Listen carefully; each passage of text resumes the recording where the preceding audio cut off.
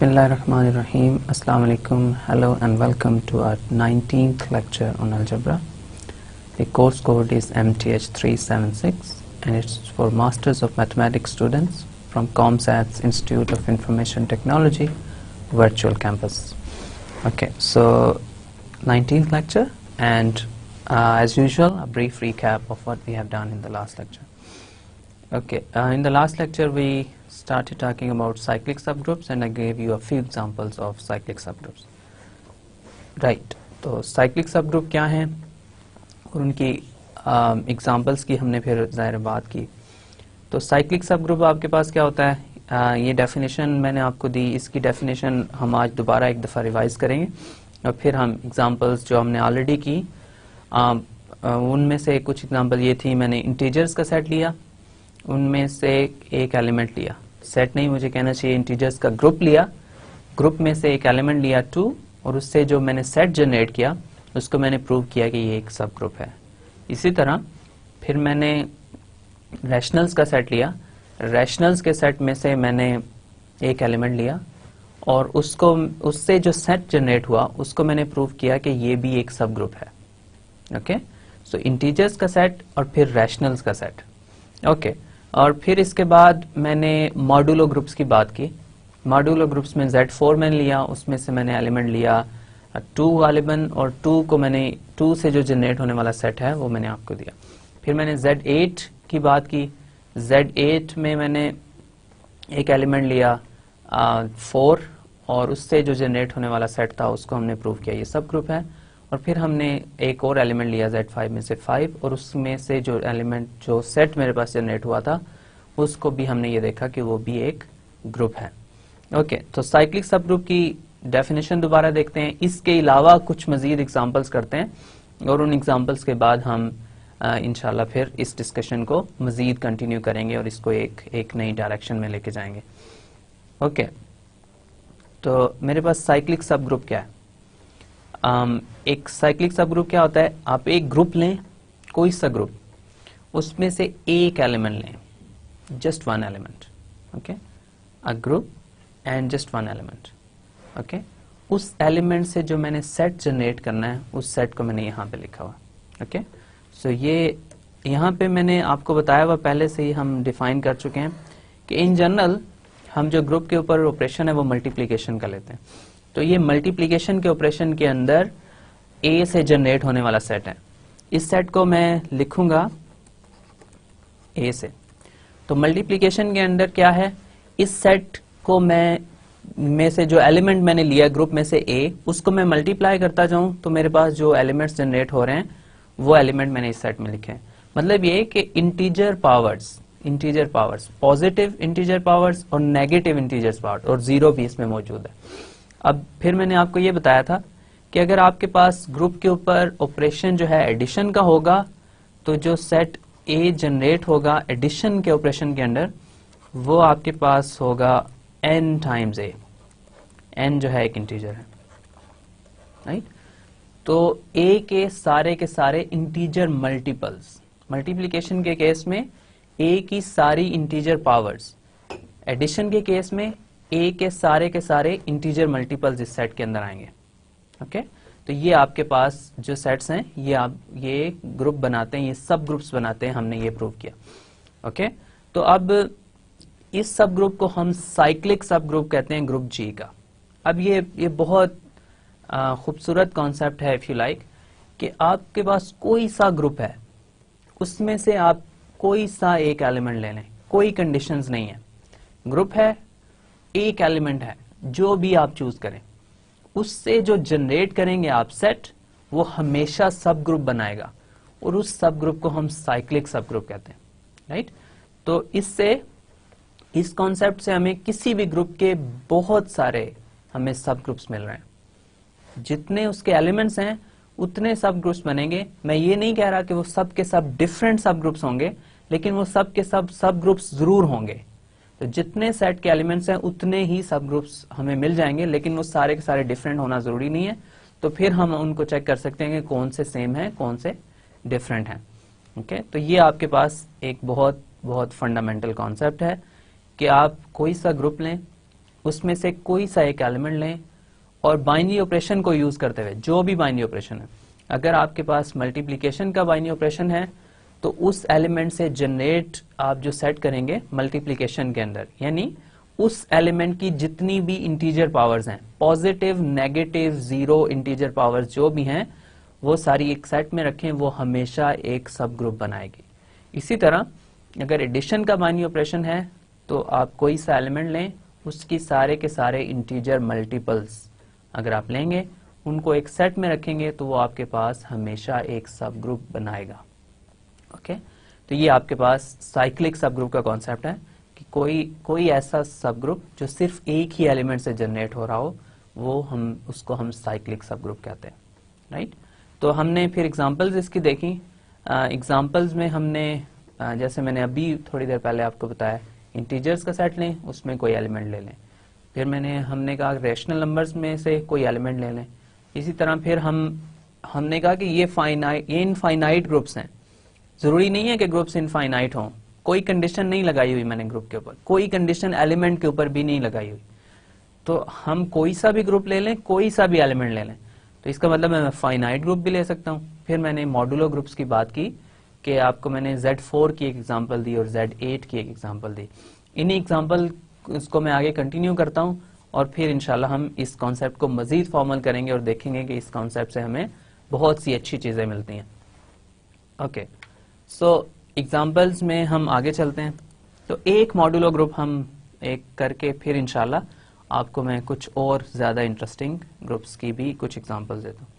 अब मैं लेता हूँ let's say Z5 modulo group है, एडिशन मॉडुलो 5, यानी सारे इंटीजर्स को 5 से डिवाइड करें, उनका रिमाइंडर रिकॉर्ड कर लें, बस ये इसमें कॉन्सेप्ट है। और बहुत सारे मैथमेटिकल कॉन्सेप्ट इससे अटैच्ड हैं। ये बहुत इंपॉर्टेंट ग्रुप्स हैं, प्लीज इनको भूलिएगा नहीं। जो भी इनके मैथमेटिक्स के कॉन्सेप्ट इसके बिहाइंड पे चल रहे हैं, वो सब के सब आपको बताए हैं, तो वो सारे कॉन्सेप्ट हम यूज करते रहेंगे। ओके, सो Z5 है हमारे पास, इसमें 5 एलिमेंट्स हैं, 0 है, 1 है, 2 है, 3 है और 4 है। इसमें ये 5 एलिमेंट्स, इसमें कोई एक एलिमेंट लें, उससे मैंने सेट जनरेट करना है। लेट्स से मैं एलिमेंट ले लेता हूँ 2 ले लेता हूँ। लेट्स से 2 से जनरेट होने वाला मैंने सेट लिखना है Z5 के अंदर। ओके, और ये 2 से जनरेट होने वाला जो सेट है वो आ जाएगा मेरे पास। इस सेट में कौन से एलिमेंट्स आएंगे?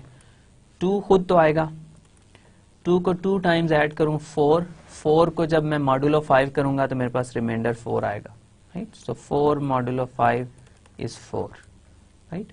फिर मैं 2 + 2 + 2 करूंगा, मेरे पास 6 आ जाएगा और 6 मॉडुलो 5 जो है वो 1 आ जाएगा।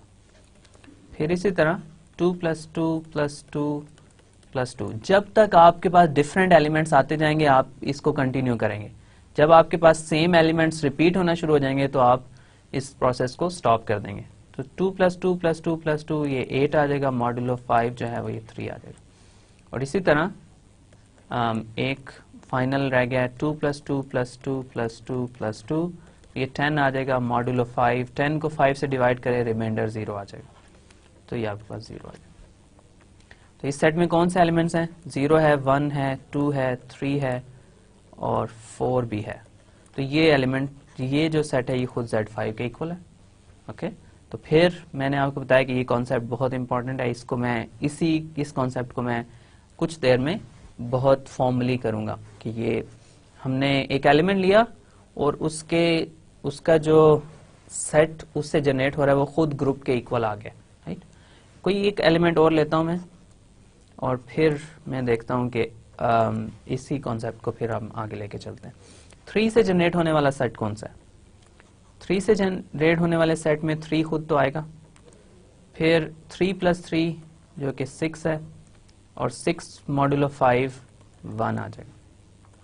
ओके, फिर 3 + 3 + 3 9 हो जाएगा और 9 मॉडुलो 5 जो है वो 4 आ जाएगा, तो ये 4 आ जाएगा, राइट। फिर इसके बाद 12 आ जाएगा, 12 को मॉडुलो 5 करेंगे तो 2 आ जाएगा और इसी तरह 15 को मॉडुलो 5 करेंगे तो आपके पास आ जाएगा आपके पास 0 आ जाएगा। तो फिर आपने इस एलिमेंट से लिया और आपके पास ओरिजिनल ग्रुप वापस आ गया। ओके, तो ये आपके पास कुछ कॉन्सेप्ट्स हैं। आपने कोई दो एलिमेंट्स लिए Z5 के अंदर, उनका जब आपने जनरेटिंग सेट बनाया, यानी उस एलिमेंट से जो जनरेट होने वाला सेट है वो सेट्स आपने बनाए, तो वो खुद ग्रुप के इक्वल आ गए, और ग्रुप खुद अपना सब ग्रुप होता है। तो ये दोनों भी सब ग्रुप्स हैं Z5 के, राइट। तो एक और एग्जांपल हम देखते हैं। अब मजीद वही एग्जांपल है जो आप बहुत फेमिलियर ग्रुप है। हम अब सिमेट्रिक ग्रुप की बात करते हैं, और सिमेट्रिक ग्रुप में S3 की हमने सबसे ज्यादा बात की है, तो S3 को ही हम लेके चलते हैं। तो S3 में आपके कौन से एलिमेंट्स हैं, मैं इसको साइक्लिक नोटेशन में लिखूंगा। आपके पास आइडेंटिटी एलिमेंट है, इसके अंदर 1 2 3 है, और 1 3 2 है, और 1 2 है, और 1 3 है, और 2 3 है, राइट। ये 6 एलिमेंट्स हैं S3 के अंदर। ओके, अब इनमें से मैं कोई एलिमेंट लेता हूं। मैंने आपको बताया कि ग्रुप के ऊपर कोई कंडीशन नहीं है, उसके एलिमेंट्स के ऊपर कोई कंडीशन नहीं है। कोई भी ग्रुप लेंगे, उसका कोई भी एलिमेंट आप ले सकते हैं, राइट। तो हम इसीलिए मैं आपको डिफरेंट ग्रुप्स करके बता रहा हूं कि आप जो हैं कहीं ये ना समझेंगे किसी पर्टिकुलर ग्रुप के लिए ये चीज ट्रू है। ऐसा नहीं है, कोई भी ग्रुप हो, कोई भी उसका एलिमेंट हो, उसके लिए ये स्टेटमेंट ट्रू है कि आप उसमें से कोई एलिमेंट लेंगे, उससे जो जनरेट होने वाला सेट है वो हमेशा सब ग्रुप बनाएगा। ओके, तो अब मैंने S3 लिया। अगर आपने अभी तक देखा होगा मैंने आइडेंटिटी एलिमेंट कभी नहीं लिया।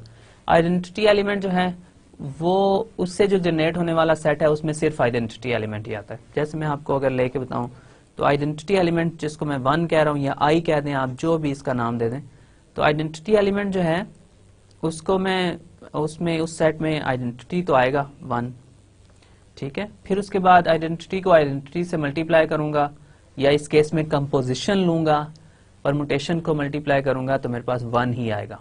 फिर जितनी भी आप बार मल्टीप्लाई करेंगे आइडेंटिटी को, वो आपके पास 1 ही देगी आपको, तो आइडेंटिटी ही देगी, इसलिए और कोई एलिमेंट आइडेंटिटी से जनरेट नहीं कर सकते आप। ओके, तो अब कोई और एलिमेंट लेता हूं, लेट्स से मैं 1 2 3 लेता हूं, ठीक है। ये 1 2 3 एक एलिमेंट है S3 का।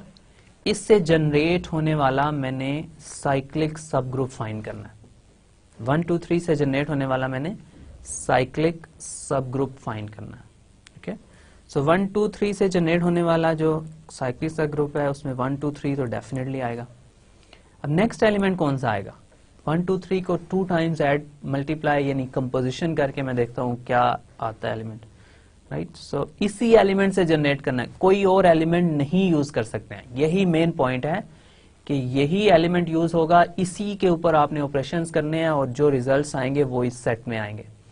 तो बाइनरी ऑपरेशन जो है कंपोजिशन है, यानी इस केस में परमुटेशन मल्टीप्लिकेशन है, तो वही हम यूज करेंगे और देखते हैं कि 1 2 3 को मैं जब 1 2 3 से मल्टीप्लाई करता हूं तो क्या आंसर आता है। पहली परमुटेशन में 1 2 पे मैप हो रहा है। ये आपको मल्टीप्लिकेशंस मैंने करके काफी बार बताई हैं, इसलिए होपफुली अब ये आपके लिए प्रॉब्लम नहीं होगी। सो 1 को 2 पे मैप हो रहा है, ओके। और सेकंड वाले में 2 जो है किस पे मैप हो रहा है? फर्स्ट वाले में 1 2 पे मैप हो रहा है, सेकंड वाले में 2 जो है वो 3 पे मैप हो रहा है, तो इन एंड 1 जो है वो 3 पे मैप हो जाएगा। फिर आप देख लें कि 2 जो है वो किस पे मैप हो रहा है? इसमें 2 3 पे मैप हो रहा है फर्स्ट वाली में, और सेकंड वाली में 3 जो है वो 1 पे मैप हो रहा है, तो 2 जो है वो 1 पे मैप होगा। और फाइनली आप ये इजीली चेक कर सकते हैं 3 2 पे मैप होगा। तो ये परमुटेशन जो है साइकिल के केस में आ जाएगी 1 goes to 3 and 3 goes to 2, तो ये आपके पास 1 3 2 आ गया, ठीक है। अब 2 बार मल्टीप्लाई किया तो 1 3 2 आ गया। अब इसके बाद नेक्स्ट अगर मैं मल्टीप्लाई करूं तो मेरे पास क्या आ जाएगा? 3 टाइम्स इसको मल्टीप्लाई करूं, 1 2 3 1 2 3 और 1 2 3, राइट। 2 बार मल्टीप्लाई किया तो 1 3 2 आ गया, तो इसका मतलब है 1 2 3 टाइम्स 1 3 2, राइट। इन दोनों को जब मल्टीप्लाई करूंगा तो ये आंसर आएगा, राइट। तो अब इन दोनों को आपस में मल्टीप्लाई करना है, तो हमारे पास फर्स्ट परमुटेशन में 1 2 पे मैप हो रहा है, सेकंड में 2 जो है 2 1 पे मैप हो रहा है, तो ये 1 पे हो जाएगा। तो ये हमारे पास आ जाएगा 1 goes to 1। फिर इसमें 2 जो है वो 3 पे मैप हो रहा है फर्स्ट वाली में, और सेकंड वाली में 3 जो है वो 2 पे मैप हो रहा है, तो 2 जो है वो 2 पे मैप हो जाएगा। फिर फर्स्ट वाली में 3 जो है वो 1 पे मैप हो रहा है, और सेकंड वाली में 1 जो है वो 3 पे मैप हो रहा है, तो 3 जो है वो 3 पे मैप हो जाएगा। तो ये आपके पास आइडेंटिटी आ गई, तो इसमें आइडेंटिटी भी मौजूद है। ओके, तो ये आपके पास जो ग्रुप है, ये आपके पास ये एलिमेंट्स 3 आ गए। अब इसके बाद आप इसको मल्टीप्लाई करके चेक करेंगे तो आप ये देखेंगे कि आपके पास यही एलिमेंट्स वापस आएंगे। जैसे आप अगर 4 टाइम्स इसको मल्टीप्लाई करते हैं, अगर आप इसको 4 टाइम्स मल्टीप्लाई करते हैं तो 1 2 3 1 2 3 1 2 3 और 1 2 3, इसको 4 टाइम्स मल्टीप्लाई करेंगे। 3 टाइम्स का आंसर आपको पता है पहले ही, वो आइडेंटिटी है, तो आपके पास आ जाएगा 1 2 3 टाइम्स आइडेंटिटी। तो 1 2 3 टाइम्स आइडेंटिटी 1 2 3 होगा, ठीक है। फिर आप नेक्स्ट इसको 5 टाइम्स मल्टीप्लाई करेंगे तो आपके पास 1 3 2 आ जाएगा, और 6 टाइम्स करेंगे तो आइडेंटिटी आ जाएगा। तो ये एक्चुअल में एक साइकिल है, अगर आप इसको देखें 1 2 3 से स्टार्ट किया, वापस 1 2 3 पे आएंगे, फिर दोबारा एक पूरा साइकिल करेंगे, फिर उधर ही आ जाएंगे। इसी तरह ये 3 एलिमेंट्स ही बार बार जनरेट होते जाएंगे। तो ये एक्चुअल में एक साइकिल है, इसलिए इसको साइक्लिक ग्रुप्स कहते हैं, राइट। तो ये 3 एलिमेंट्स जो हैं ये 1 2 3 से जनरेट हो रहे हैं। अब क्या ये 3 एलिमेंट्स एक ग्रुप बनाते हैं? अगर आप इन 3 एलिमेंट्स को थोड़ा गौर से देखें और आपको जो एक ऑलरेडी ग्रुप नोन है उससे कंपेयर करें, तो ये ग्रुप एक्चुअली ये तीनों परम्यूटेशंस इवन परम्यूटेशंस हैं। तो A3 जो है वो है group of even permutations of S3, ठीक है। A3 जो है इवन परम्यूटेशंस है S3 की, राइट। तो ये जो तीनों एलिमेंट्स हैं, ये 3 एलिमेंट्स A3 के इक्वल हैं, और A3 हमें पहले ही पता है, हम ये प्रूव कर चुके हैं कि A3 एक्चुअल में सब ग्रुप है S3 का, राइट। तो ये जो एलिमेंट 1 2 3 जनरेट कर रहा है सब ग्रुप, ये भी एक सब ग्रुप है S3 का, क्योंकि ये A3 ही है। तो हमें ये प्रूव करने की जरूरत नहीं है कि ये सब ग्रुप है, राइट। अब ये एक एलिमेंट लिया, मेरे पास A3 आ गया।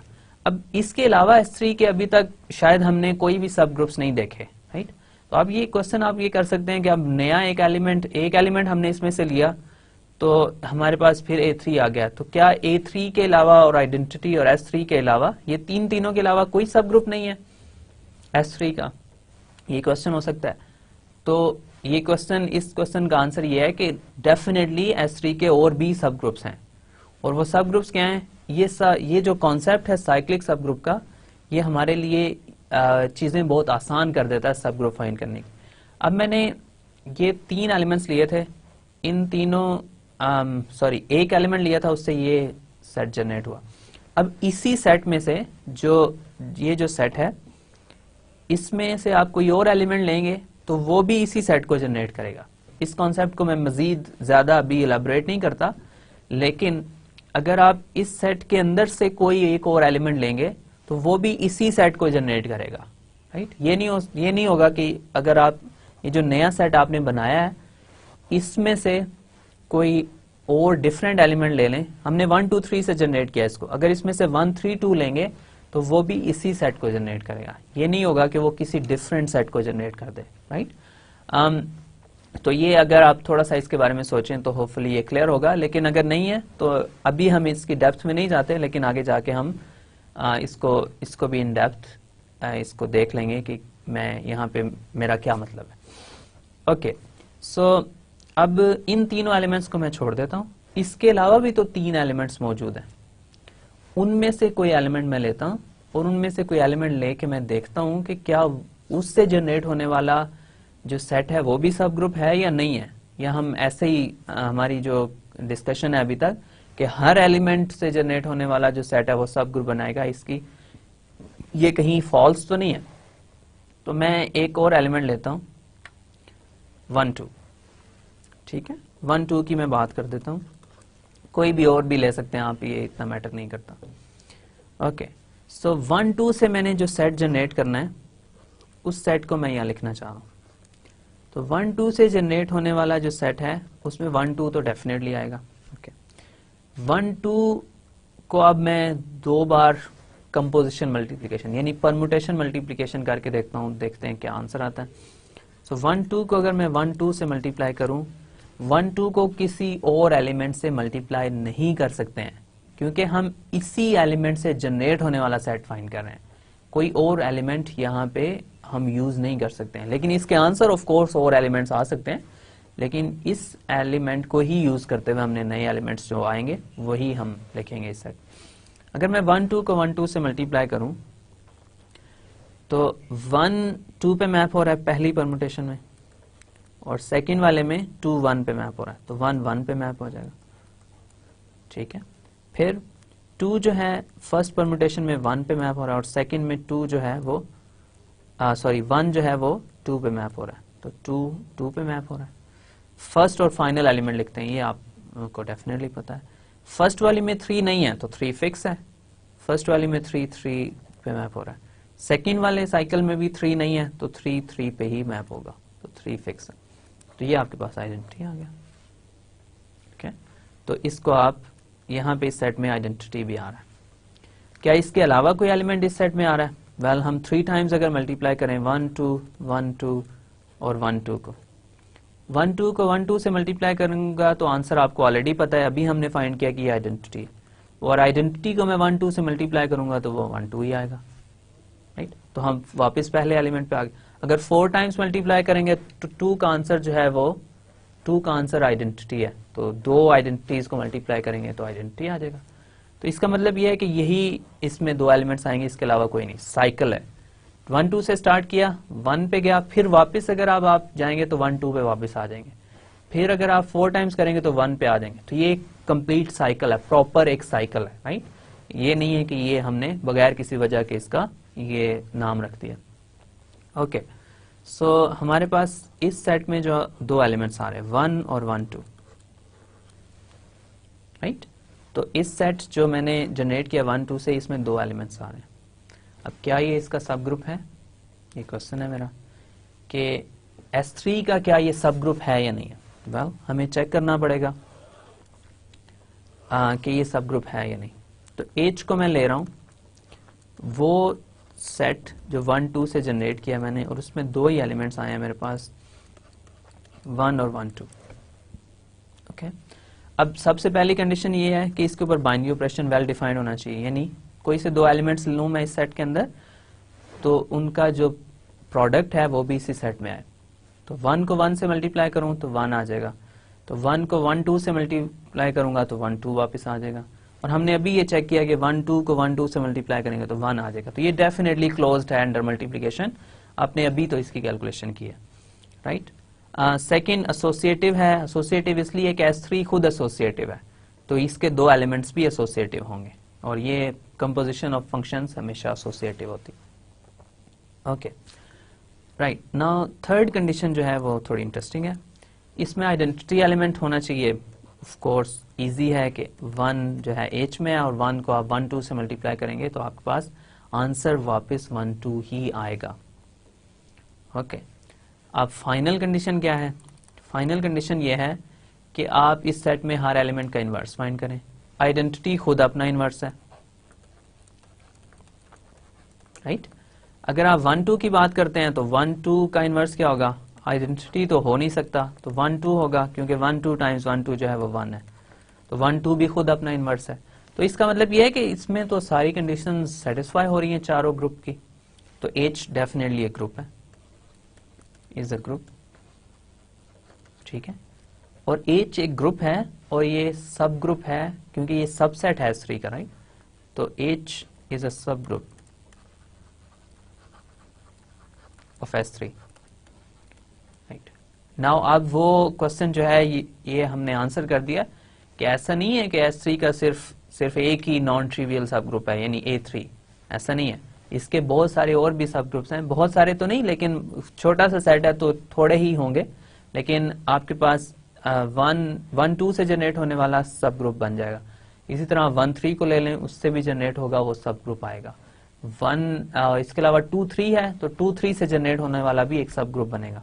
तो ये आप चेक कर सकते हैं कि इसके टोटल कितने सब ग्रुप्स बनेंगे। ये ऑलरेडी मैं आपको सारे तकरीबन बता चुका हूं कि ये सब ग्रुप्स हैं इसके टोटल। ओके, तो अब ये होपफुली इस कॉन्सेप्ट की पावर आपके सामने आ गई होगी और क्लियर हो गई होगी कि आपने कोई सा एलिमेंट ले लिया ग्रुप में से, उससे जो भी सेट आप जनरेट करेंगे, जैसा भी होगा वो हमेशा सब ग्रुप जरूर बनेगा। ओके, तो ये साइक्लिक सब ग्रुप्स की हमारे पास डिस्कशन है कि साइक्लिक सब ग्रुप क्या होता है। कोई सा ग्रुप ले लें आप, उसमें एक एलिमेंट लें आप, उससे जो भी सेट जनरेट करेंगे। सेट जनरेट कैसे करेंगे? बाइनरी ऑपरेशन यूज करना है ग्रुप का। अगर मल्टीप्लिकेशन का बाइनरी ऑपरेशन है तो आपके पास एक एलिमेंट जो है उसकी सारी इंटीजर पावर्स उस सेट में आएंगी। अगर मल्टीप्लिकेशन के केस में, एडिशन के केस में क्या होगा, उसके सारे के सारे इंटीजर मल्टीपल्स उस सेट में आएंगे। मॉड्यूलो ऑपरेशन है तो उसको ऐड करेंगे, of course modulo addition use करेंगे। अगर आप परमुटेशंस की बात करें तो परमुटेशंस में परमुटेशन मल्टीप्लिकेशन यूज करेंगे, राइट। तो ये बाइनरी ऑपरेशन सेट का ही यूज होगा, यानी ओरिजिनल ग्रुप का यूज होगा, राइट। लेकिन आप उस एलिमेंट से जो भी सेट जनरेट करेंगे वो हमेशा आपके पास सब ग्रुप बनेगा। ओके, अब एक कॉन्सेप्ट जो है वो मैं उसको डेफर कर रहा हूँ, 2 बार डेफर कर चुका हूँ कि मैंने मॉड्यूलो ग्रुप की बात की थी। उसमें मैंने पहले Z8 के केस में एक एलिमेंट लिया 5, उसका मैंने जो सेट फाइंड किया उससे जनरेट हुआ वो खुद ग्रुप आ गया। ओके, फिर मैंने Z5 की बात करना शुरू की तो उसमें मैंने 2 एलिमेंट एक्चुअली लेके चेक किया और दोनों एलिमेंट के कॉरस्पॉन्डिंग जो ग्रुप है वो खुद ग्रुप इटसेल्फ आ गया। इसका मतलब ये हुआ कि ये पॉसिबल है कि आपके पास कोई एलिमेंट आप ग्रुप में से पिक करें, उससे जो जनरेट होने वाला सेट है वो खुद ग्रुप इटसेल्फ ही आ जाए। ओके, तो इस डिस्कशन को एक और एग्जांपल देके, 1-2 एग्जांपल्स देके मैं इसको फॉर्मलाइज करता हूँ, इसकी डेफिनेशन देता हूँ कि अब मैं इससे मेरा क्या मतलब है। ओके, मैं इंटीजर्स के सेट से स्टार्ट करता हूँ और एडिशन मेरा बाइनरी ऑपरेशन। ठीक है, एडिशन बाइनरी ऑपरेशन है, तो ये मेरे पास एक सेट। अब 1 भी तो इंटीजर्स के सेट में मौजूद है, राइट। 1 भी इंटीजर्स के सेट में मौजूद है, तो 1 से जनरेट होने वाला सेट भी मैं फाइंड कर सकता हूं। तो 1 से जनरेट होने वाला सेट जो है वो मेरे पास आ जाएगा सारे के सारे इंटीजर मल्टीपल्स ऑफ 1। यही मतलब एडिशन का ऑपरेशन है, तो यही मेरे पास डेफिनेशन है। तो मैं बेसिकली कर ये रहा हूं n टाइम्स 1, n जो है कोई भी इंटीजर है। okay? अब इस सेट में मेरे पास कौन से एलिमेंट्स आ रहे हैं?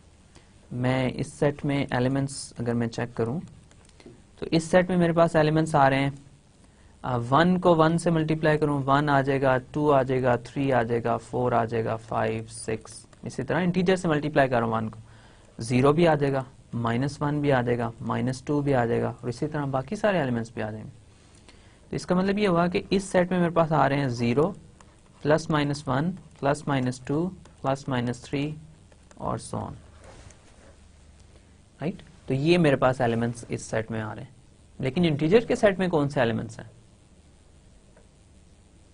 मैंने यहाँ पे अब पॉज में इसलिए दे रहा हूं कि आप इन दोनों को कंपेयर करें कि ये 1 से मैंने सेट जनरेट किया और इंटीजर से मैंने सेट जनरेट किया, राइट।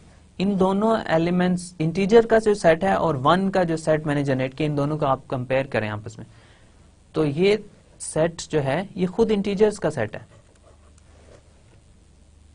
राइट। इसका मतलब ये है कि मैंने एक एलिमेंट पिक किया इंटीजर्स के सेट के अंदर, एक एलिमेंट पिक किया और उससे जो मैंने सेट जनरेट किया वो सेट जो है वो खुद ग्रुप बन गया, राइट।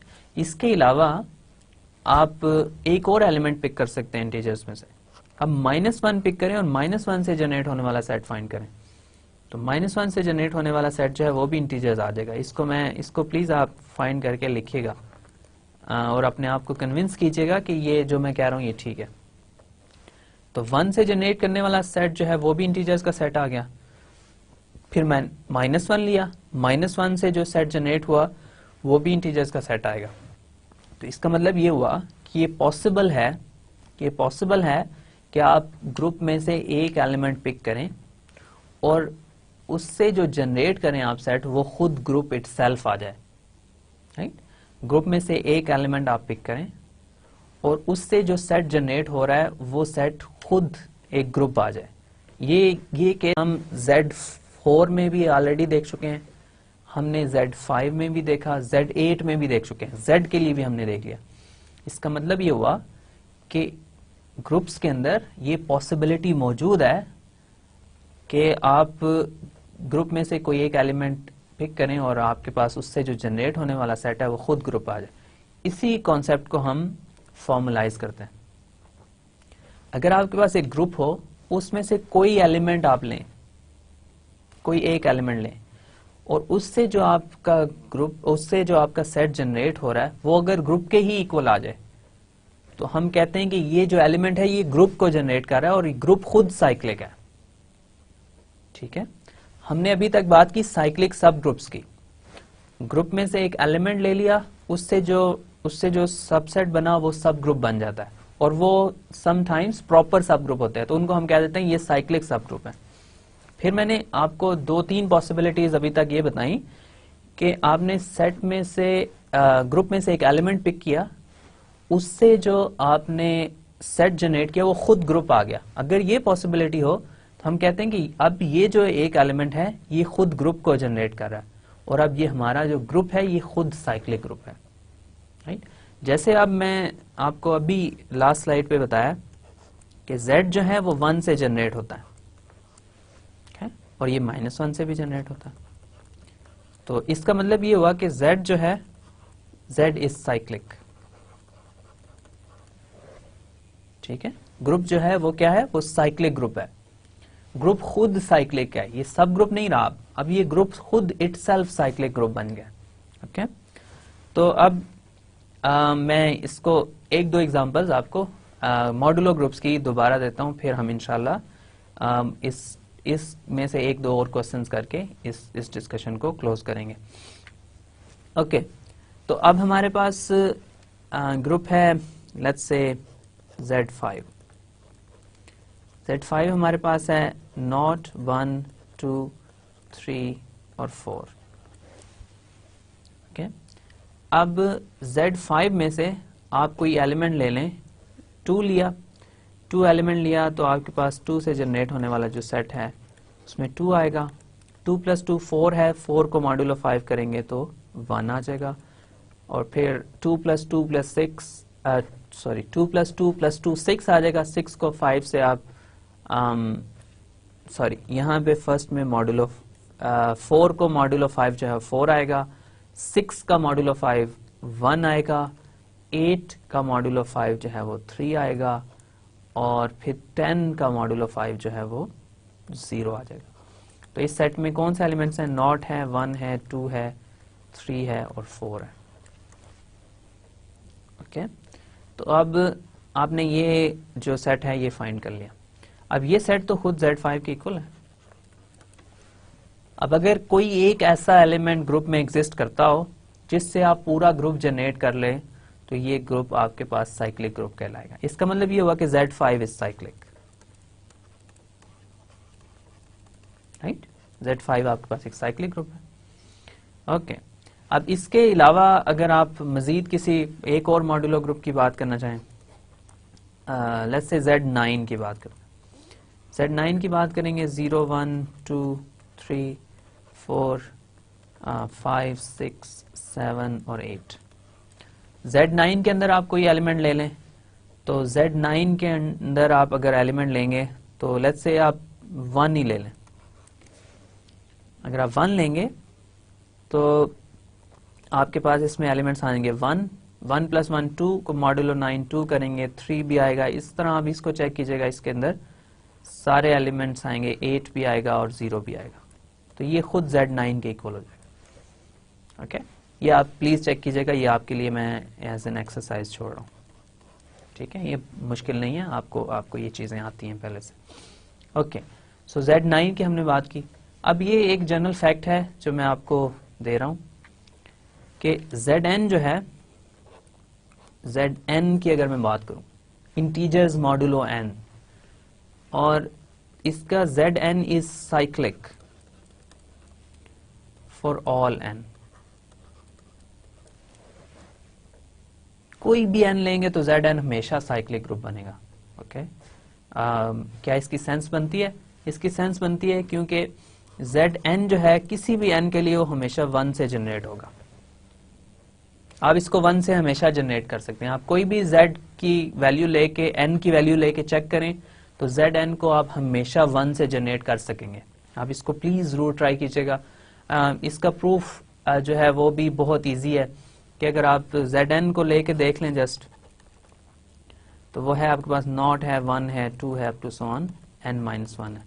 अब 1 से आपने जनरेट करना है, तो 1 से आप जनरेट करेंगे तो आपके पास हमेशा Zn आ जाएगा, सिंपल। इसके अलावा इसमें कुछ भी नहीं। आप प्लीज n की कुछ वैल्यूज लेके ये चेक कीजिएगा कि आप किसी भी n की वैल्यू के लिए Zn को 1 से जनरेट कर सकते हैं, तो 1 हमेशा Zn का जनरेटर होगा।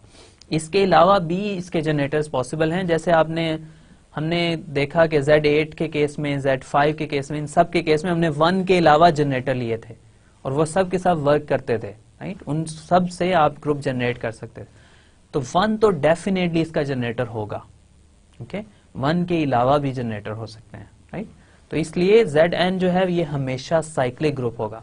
आप Zn की ये प्रॉपर्टी है कि इसमें जब भी आप लें, इसमें आप एक एलिमेंट, आप कोई सा एक एलिमेंट फाइंड कर सकते हो, तो इसमें आप हमेशा एक एलिमेंट फाइंड कर सकते हैं जिससे आप ये पूरा ग्रुप जनरेट कर सकते हैं, राइट। तो ये आपके पास Zn जो है एक साइक्लिक ग्रुप है, ओके। अब क्वेश्चन ये है कि क्या सारे ग्रुप साइक्लिक ग्रुप होते हैं, राइट।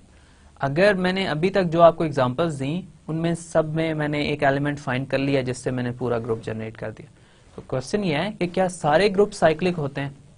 तो इस क्वेश्चन का आंसर है कि नहीं, सारे ग्रुप साइक्लिक नहीं होते हैं। कुछ ग्रुप साइक्लिक होते हैं, कुछ नहीं होते हैं। कौन से ग्रुप साइक्लिक नहीं होते हैं उसकी मैं आपको एग्जांपल देता हूं कि आपके पास ग्रुप है, अभी हमने बात की S3 की, ओके। S3 की बात की, S3 में कौन से एलिमेंट्स हैं? 1 है, 1 2 3 है, 1 3 2 है, और 1 2 है, 1 3 है, और 2 3 है। मेरा क्वेश्चन ये है कि क्या S3 साइक्लिक है?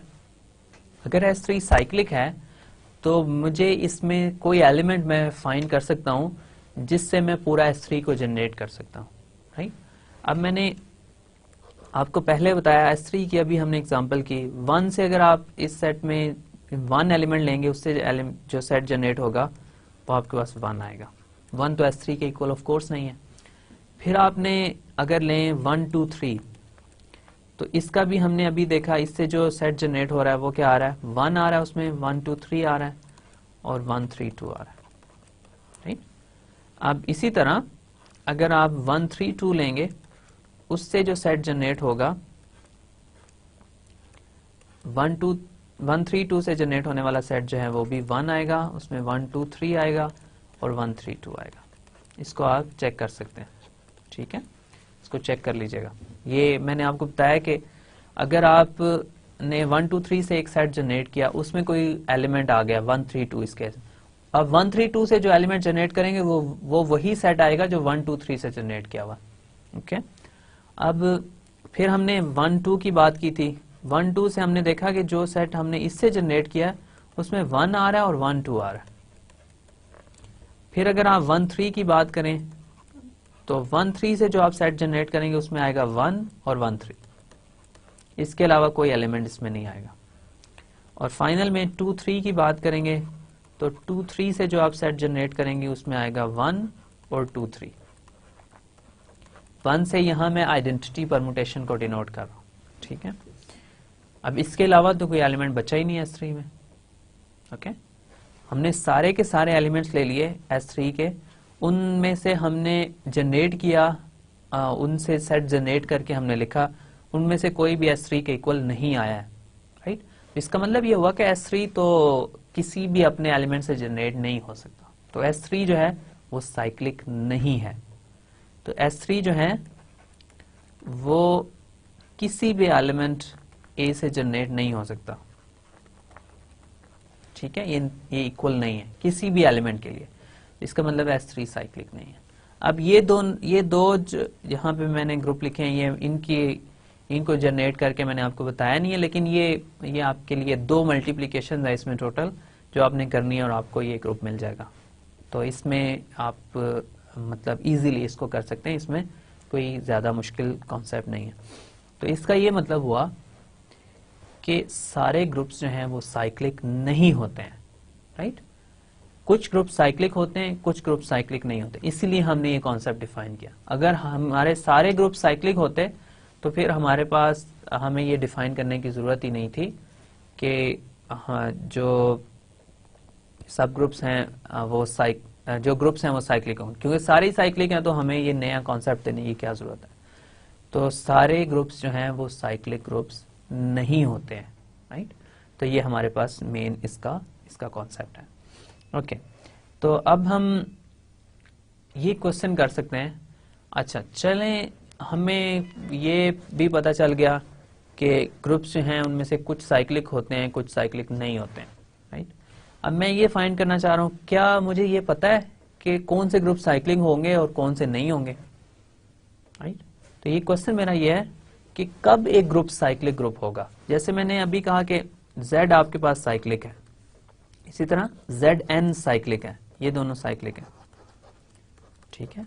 फिर मैंने आपको कहा कि S3 जो है वो साइक्लिक नहीं है, ठीक है। इसी तरह आप ये प्रूव कर सकते हैं कि Sn जो है वो साइक्लिक नहीं है, नॉट साइक्लिक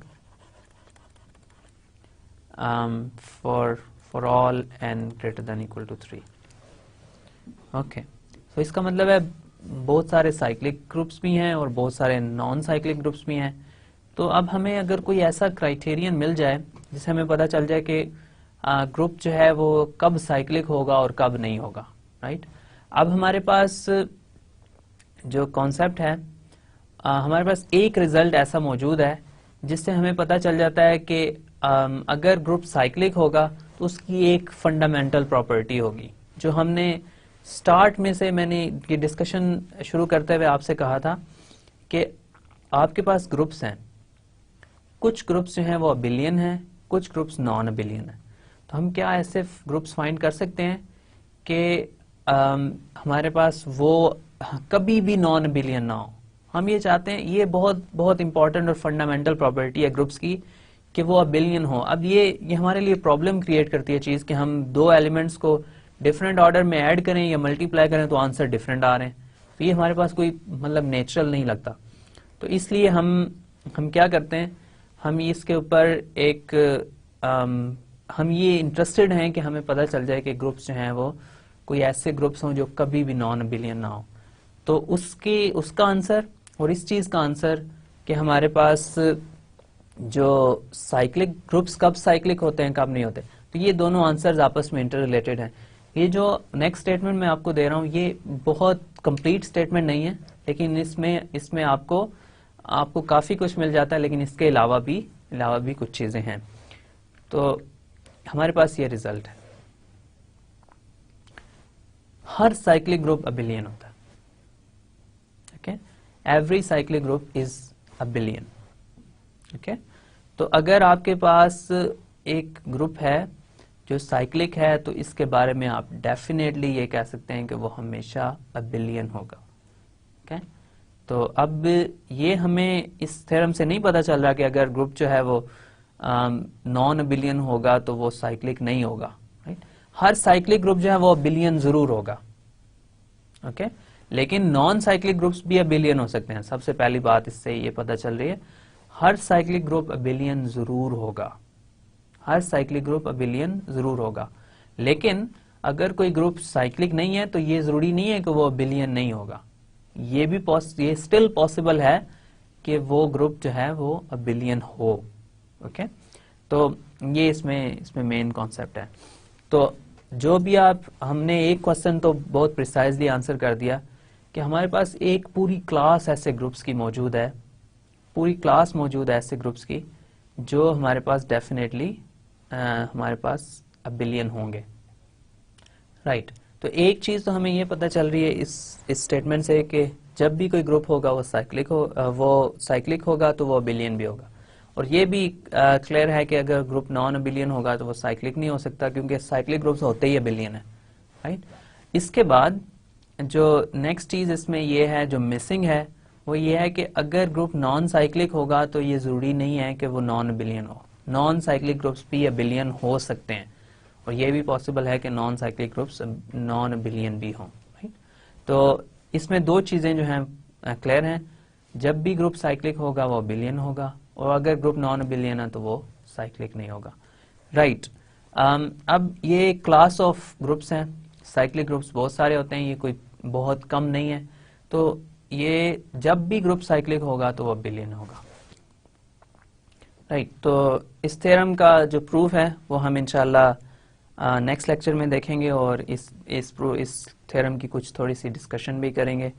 तो अभी जो इस लेक्चर के लिए मैं आपका आज के कॉन्सेप्ट्स को समराइज कर देता हूँ, फिर इंशाल्लाह साइक्लिक ग्रुप्स में कुछ मजीद बहुत इंटरेस्टिंग केसेस हैं, वो इंशाल्लाह हम नेक्स्ट लेक्चर में उन पे भी बात करेंगे, और फिर इंशाल्लाह नेक्स्ट लेक्चर में हमारी ये साइक्लिक ग्रुप्स की डिस्कशन है वो क्लोज हो जाएगी, राइट।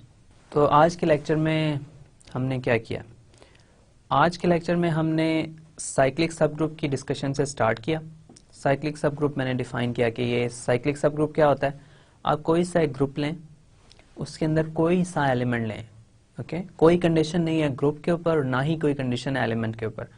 उस एलिमेंट से जो आप सेट जनरेट करेंगे वो सेट हमेशा सब ग्रुप बनेगा ग्रुप जी का, ओके।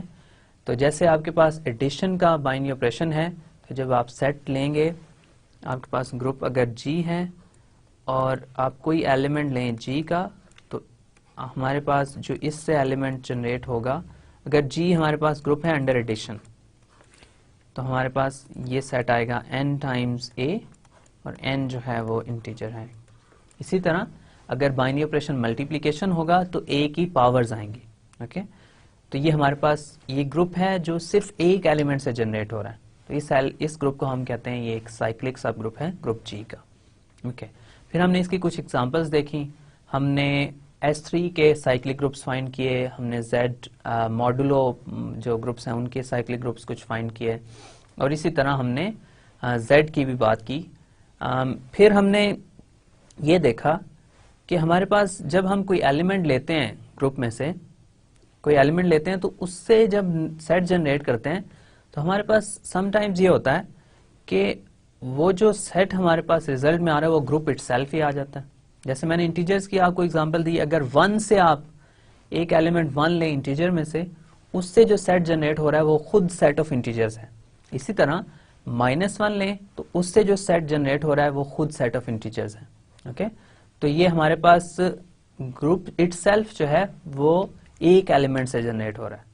फिर इसी तरह मॉडुलो ग्रुप्स के केस में भी आपने ये देखा कि Z5 जो है वो भी एक एलिमेंट से जनरेट हो रहा है, और दूसरे जो मॉडुलो ग्रुप्स हैं उनको भी हमने देखा कि वो भी एक एलिमेंट से जनरेट हो सकते हैं। तो हमने फिर कहा कि अगर हमारे पास एक ऐसा ग्रुप है जिसके लिए हम एक ऐसा एलिमेंट ग्रुप में से फाइंड कर सकते हैं जिससे हम पूरे का पूरा ग्रुप जनरेट करवा सकते हैं, तो ऐसे ग्रुप्स को हम साइक्लिक ग्रुप्स कहते हैं, राइट। ऐसे ग्रुप्स जो सिर्फ एक एलिमेंट से जनरेट हो रहे हैं उनको हम साइक्लिक ग्रुप कहेंगे, ओके। तो फिर हमने ये देखा कि Z जो है एक साइक्लिक ग्रुप है। फिर मैंने आपको बताया कि Zn जो है, आप कोई भी एलिमेंट, कोई भी नंबर n ले लें, कोई भी positive number of course bigger than और इक्वल टू 1, तो वो आपके पास हमेशा एक साइक्लिक ग्रुप बनाएगा, ओके, राइट। तो फिर इसके बाद हमने ये कहा कि अब हमें ये कुछ एग्जांपल्स मिल गई साइक्लिक ग्रुप्स की। तो हमारा क्वेश्चन ये है कि क्या सारे के सारे ग्रुप साइक्लिक होते हैं? अच्छा, इस क्वेश्चन को आंसर करने के लिए हमने S3 की एग्जांपल ली। S3 की एग्जांपल लेके हमने ये देखा कि सारे के सारे एलिमेंट्स हमने बारी बारी लिए S3 के, उनसे जो जनरेट होने वाले सेट हैं उनको हमने लिखा, और हमने ये देखा कि S3 के जो एलिमेंट्स हैं उनमें से कोई भी एक ऐसा एलिमेंट नहीं है जो खुद S3 को जनरेट कर रहा है। जितने भी हमने एलिमेंट्स लिए वो सब के सब सबसेट्स आए S3 के, लेकिन उनमें से कोई भी इक्वल नहीं था S3 के। तो इसका मतलब ये होगा कि S3 एक ऐसा ग्रुप है जो साइक्लिक नहीं है, यानी उसको आप एक एलिमेंट से जनरेट नहीं करा सकते। तो फिर हमने ये क्वेश्चन किया कि कब एक साइक्लिक ग्रुप जो है, कब एक ग्रुप साइक्लिक होगा, राइट, ये हमारा क्वेश्चन है। और हमने ऑलरेडी ये भी क्वेश्चन किया हुआ था कि हमारे पास ग्रुप्स, कुछ ऐसी कोई क्लास ऑफ ग्रुप्स हमारे पास हो जो हमेशा बिलियन होती है। तो फिर हमने इस ग्रुप का आंसर हमें एक थ्योरम से मिला। वो थ्योरम ये कहता है कि हर साइक्लिक ग्रुप जो है वो बिलियन होता है, every cyclic group is a billion. तो इस थ्योरम की दो मेन कॉन्सिक्वेंसेज हैं कि जब भी आपके पास ग्रुप साइक्लिक होगा वो बिलियन होगा, श्योर। इसके अलावा अगर ग्रुप नॉन बिलियन है तो वो साइक्लिक नहीं हो सकता, लेकिन ये पॉसिबल है कि एक नॉन साइक्लिक ग्रुप अबिलियन हो, और ये भी पॉसिबल है कि एक non cyclic group non abelian हो, राइट। सो हमने सिर्फ साइक्लिक ग्रुप की बात की, बाकी बहुत सारे ग्रुप्स अभी और भी हैं जिनके हम बारे में हमें इस थ्योरम से कुछ नहीं पता चल रहा कि वो अबिलियन होंगे या नहीं। लेकिन ये हमारे पास एक बहुत बड़ी क्लास ऑफ ग्रुप्स है जो साइक्लिक ग्रुप्स की है, लेकिन वो हमेशा अबिलियन होंगे। तो इस स्टेटमेंट को के प्रूफ को हमने नेक्स्ट लेक्चर तक डेफर किया है। इंशाल्लाह नेक्स्ट लेक्चर में हम इस स्टेटमेंट का प्रूफ भी देखेंगे, और फिर इंशाल्लाह हम साइक्लिक ग्रुप्स के कुछ मजीद कॉन्सेप्ट्स की बात करेंगे, और फिर इंशाल्लाह हम साइक्लिक ग्रुप की डिस्कशन को क्लोज करेंगे इंशाल्लाह नेक्स्ट लेक्चर में। So thank you very much for your time and attention. हम इंशाल्लाह नेक्स्ट लेक्चर में फिर मिलेंगे इंशाल्लाह। Thank you very much.